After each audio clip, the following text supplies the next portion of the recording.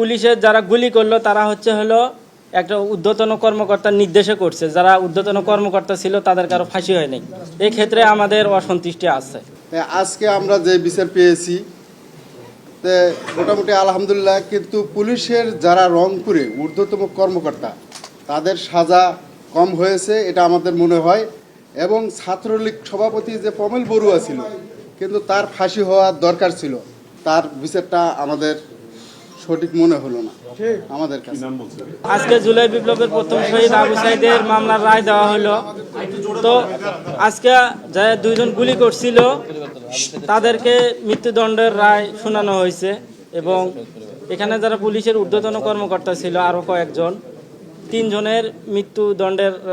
তিনজনের হচ্ছে যাবজ্জীবন সাজার কথা বলা হয়েছে। এবং বাকি আরও কয়েকজন আছে তাদের শাস্তি কম হয়েছে।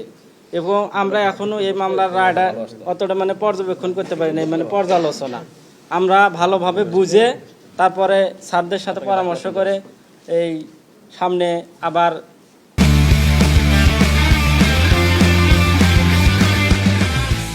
এটা মামলার আপিল করার ব্যাপারে আমরা আগে নিজেরা বুঝি, তারপরে এটা আমরা করব।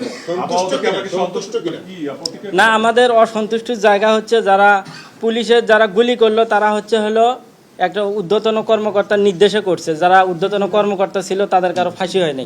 এই ক্ষেত্রে আমাদের অসন্তুষ্টি আছে। আমরা অবশ্যই আমরা এটা আপিল করব। এটা যে আবু সাইদের একটা হত্যা মামলা আমরা ন্যায় বিচার পাবো এই বাংলার মাটিতে।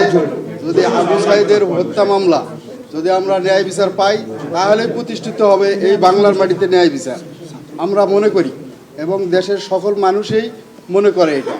তাই আজকে আমরা যে বিচার পেয়েছি মোটামুটি আলহামদুলিল্লাহ, কিন্তু পুলিশের যারা রংপুরে ঊর্ধ্বতম কর্মকর্তা তাদের সাজা কম হয়েছে এটা আমাদের মনে হয়।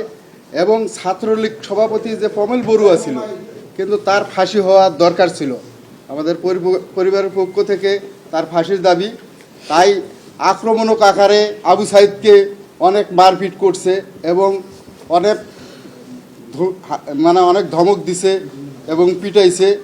আসলেই তার বিচারটা আমাদের সঠিক মনে হলো না আমাদের কাছে।